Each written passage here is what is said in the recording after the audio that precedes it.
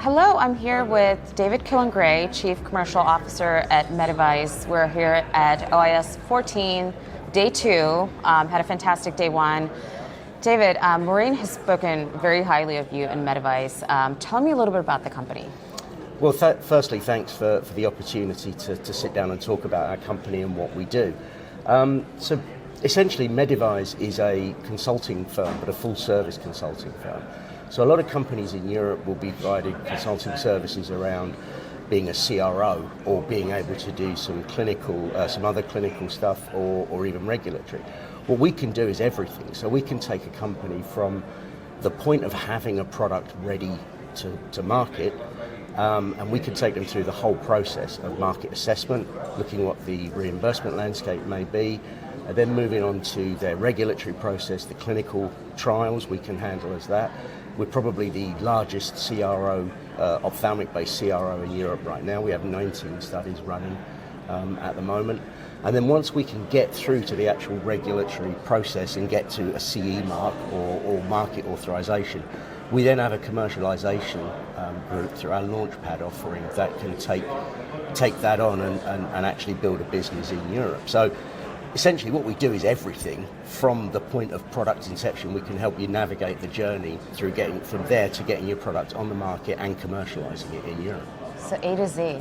Yeah. Almost, yeah. Perfect. Okay, so we're at an innovation meeting. Let's talk innovation. And I'm going to make a potential career-limiting comment, but hopefully I won't get in trouble. But, you know, let's be honest, European market hasn't been a favorable setting for regulatory approvals, for innovation. Am I wrong? What is, I think there's been a lot of confusion since MDR. Okay. Since the MDR process or the MDR was put into place several years ago, it's like we characterize it as they wrote a law and then they started writing the instruction manual for it.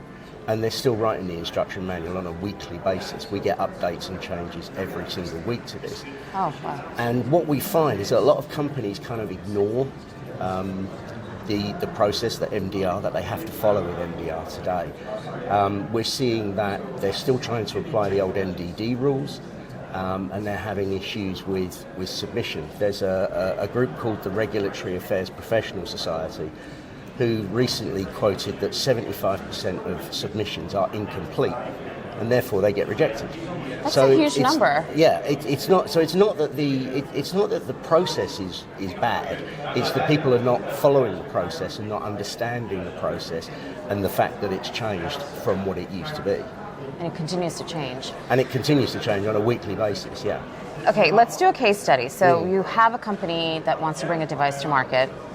What are some of the things they should? I mean, you kind of touched upon this a little bit. What are some of the things they should be prepared to do? What is a strategy? And also, let's think about should they partner with someone else? What are your thoughts? I think one of the things that we need to see is, firstly, there's market assessment. They need to understand what they're going for in the market.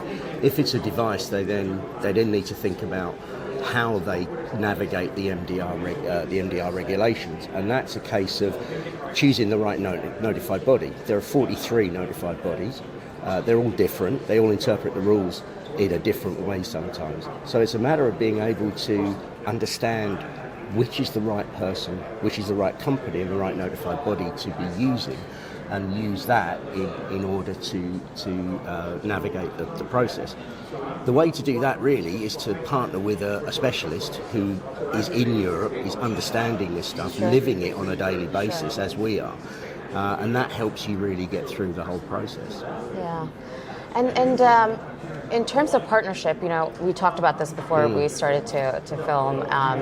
We started to talk about what good partnerships should look like. And I think about, Bosch alum Andrew Stewart or Novali Christian. What is a partnership strategy? Do you advise companies on that? We can do, we can certainly do that. I mean, once you get to the point of approval, we do have a commercialization program of our own called Launchpad, where we can actually bring a product to market. And the way we do that is that we will set up a company in Europe, an entity in Europe, partnered with the manufacturer. We will staff it, we will employ the right people, and get them off the ground, as it were, with a business, so that within the first 3 years they have a commercialization route. If that's not something that they want to do, we can advise on maybe partnerships with larger companies or other companies that they may want to work with. We can even advise on distribution, although there is less focus on the distribution area right now. That's very much in decline from what it used to be. Okay, excellent. Thank you for that. I'm fascinated by how different. I mean, I've been mostly in the U.S., so never had to deal with the, in a European setting. And I know it's, like I said, I just have a misconception. I'm just unaware of the challenges. I think companies are just afraid, or they don't have the resources to enter. Yeah, and this is the thing, as I said earlier, it is more difficult than it used to be. But the key is not just jumping in and thinking you can figure out your way through it, because it's the MDR process, for example. It's not iterative like it is with FDA. You can go to FDA at any point and say, is this right? This is what we're going to do. Is that okay? Yeah. You can't do that in Europe. Right. So it's much more difficult. So that's really where you need the partnership to be able to work on that. So let me put you on the spot. You've touched on this a little bit, but is there a proven strategy that that will kind of streamline the approval process and kind of, help a company? Doing everything right. So the way that we characterize it with the MDR process now, it's much more of a journey, and they want to hear a story. They want to hear your story of how you got from where you started to where you are now, and what you did along the way. That's what the notified bodies and the whole process needs, is for that story to be told. Once that story is told more accurately, then it tends to get more approval. But you need to have done the market assessment. You need to have the clinical data. You need to do things in the right way. Once you do that, it's quite an efficient process. It's a pretty straightforward process still. It's just that the steps have been increased a little more. They're a little harder than they used to be, but it's still absolutely navigable. The key is not, as I said, not just to blunder in and try and navigate your way through it without really knowing what to do. You need someone who can help you navigate through that. So, well, you bring 35 years of experience to the European market. What are your parting words in the space? It's right. It is a long time, and I think, from my early days of selling phaco in Europe, as when it was just getting off the ground, right through to today, and I'm still excited by the development I see at meetings like OIS. The development and the innovation that's still going on in this industry is fantastic, and it's what gets me going every day and keeps me coming back. There you go. Well, I really appreciate the time, and I've learned a lot from you, and even just chatting and preparing for this, this is a great opportunity for me to be aware of the space there and the challenges, and that it is doable. Yes, just have absolutely, to follow the right process. Yeah. And maybe next time we can touch on pharma. Yeah, absolutely. Pharma is.